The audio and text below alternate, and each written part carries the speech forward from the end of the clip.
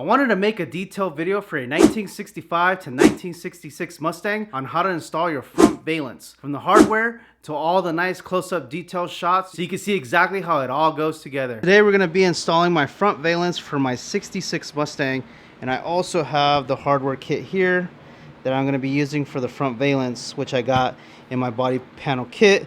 But if you guys want to order this, you can get it from CJ Pony Parts. There's the part number, that's the name. Works for 65 and 66 Mustang, Z for Mustang. So here's the current condition of my Mustang. I just installed the rock guard. Now it's time to go ahead and install the front valance. Okay, so I went ahead and pulled out the hardware. It looks like it's a total of 8 bolts. So I couldn't find any literature, any videos explaining where these bolts and screw bracket things go. I have no idea. But I kind of just did common sense. This is an original valance on my car. As you can see, it has marks. Well, I lined up the smaller screws and those line up perfect with those marks. So the small set of screws, these right here, are going to go on your valance on the top. So you have 1, 2, right? You have 3 there, and then you got a 4th one right there. Then on the inside of your valance, you have, I'm gonna drop it, these right here. You got 1, 2 on each side, 2 on each side, 1, 2. So for those, you're gonna use the thicker bolts, which makes sense. Are gonna be these right here. So let's get to it. This right here is gonna be the upper rock guard. You're gonna put all your brackets that screw on onto this guy first. All right, so we're zoomed in on it. You can see it. You're gonna face the pointy part. This pointy part is gonna go to the back of it. You're gonna put this here on the front. I have this Harbor Freight little pick that I use to align these things. Works great. So there you go, it's kind of loose. It's in the center. So that's all that matters. So that one's in. We'll move on to the next one. So here's the next one. We're gonna pop another one in. I think this is a little down, so we could bend this back a little bit. So that one's in. So here's the next one. We're gonna go ahead and install this one. So basically what I do to make it work is I get pliers. I kind of just stick this in here and spread it like that. You don't want to do it too much. You want it kind of tight. That's what I do. So we'll stick this guy in now. And he's golden. So now we're on the driver's side. We're going to install the last one. There you go. Alright, and then we'll move on to the fenders. Okay, so we're here on the valance. The big bolts and the big brackets are going to go on the valance, okay? You want to make sure that you put the little nipple part. I'll show you like this, it'll be easier.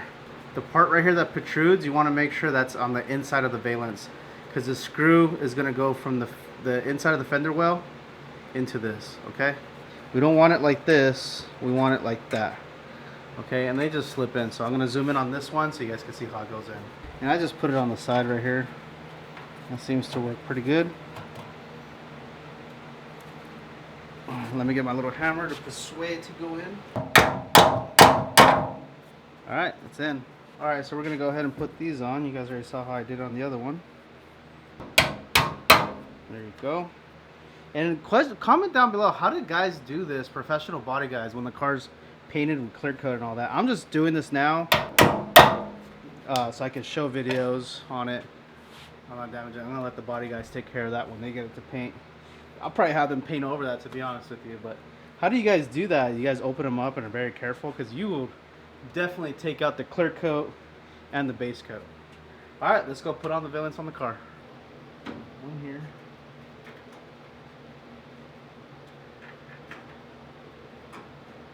Let me back up and admire it. The thing looks sick. Oh, man, looking like a Mustang. Hold on. Let's get the full effect. Golly. So cool. Here, thinking about the valance of how I should hook it up. I hooked up those 2 in the front. I think I'm going to hook up the fenders next, because I know those are pretty true. And then we'll adjust the other 2 as needed. So we're going to hook up this fender first. Alright, so we're on the driver's side fender. This is the valance. This is the fender. Put on this one first. right here, and then the second one. So let me get in one first, and then I'll record again. I know last time you guys appreciated getting the close-up, so let me get the GoPro in there and show you what the bolts look like. So you can see where we hooked up the valance to the bumper. There's those two bolts there, and the top one's for the rock guard. Get some shots inside, so you can see up there. You can see down here how it hooks up. I think this is going to be very useful because there was nothing online. It's going to be a great video for whoever is restoring their Mustang and didn't come with the front end like my car did. It had no valance, so that's why it's nice to get that hardware kit, because it comes with everything you need. You don't have to be searching for anything. And then here's how the guard meets with the fender. Everything looks pretty flush here. This looks a little ugly, but you're going to have a bumper here that's going to be blocking it anyways, so it's all good. So I don't think I've been clear. My fenders are remanufactured. I actually got them from Summit Racing, which supposedly they come from Holley, which is not Holley, it's Scott Drake. So supposedly the fenders are from Scott Drake, but I got them from Summit. Summit says they're from Scott Drake, and I know Scott Drake was bought by Holley. When I looked at the fender boxing, it almost looked like it was from the same company that did my doors, which I'll put here. I don't remember the company, but it's the most popular one that people want. So far they fit pretty good, but I think with all fenders, the gapping, you're gonna have to weld and add extra material to get the gapping symmetrical, so you don't have one big gap on the top and one little gap on the bottom, and then the middle is perfect. So you're gonna have to add material to fix it. But anyways, I digress. So anyways, one thing I wanted to note, that's why I was telling you these were aftermarket. The valance and the top guard are original to the car. They have Ford stamping. What I had to do, you see how much of a gap I have here? It's about an inch or inch and a half. So you have to pull out the fender so it lines up. So I gotta pull out the fender some more. That's a lot, actually. I'll bend this guy a little bit. So I pulled out the fender a lot. I think I'm gonna bend this one in. I was having trouble with this fender. I got it pretty lined up now. But I was having trouble due to the fact that I know this looks ugly, but this is gonna get covered by the bumper goes up to like here, so it's gonna get covered. But what I was trying to say, I was having difficulty lining up this aftermarket fender on the driver's side, passenger side, to my valance, so I had to widen the hole on this one. I didn't film it because I couldn't really get a camera in there while I was working. That's what it looks like. I don't know what you guys can see, but it's all bolted up together, and that's what it's going to look like. So the next screws we're going to put in are the ones on the bottom. They're on the bottom of the valance. My situation is a little different probably than yours. I'm not going to install my chrome bumper guards, but I do want to install the hardware so it holds it. So here is the hardware for the bumper guard hardware, and we're going to use the longest screws of the set, because there's some that have this little like weird washer kind of deal. You can use the longer ones, and you're going to use those clips. You're going to replace the old clips with these, okay? So we're going to slide this new clip on from the side, and you want the nipple part facing up to the engine bay. He's going to slide it in. So there's a new one. Screw it on, and it's going to be a 1/2 inch socket. So we're going to remove the original bracket. Here's the original one. Take that one out. Remember, nipple facing up. It's going to be a 1/2 inch drive.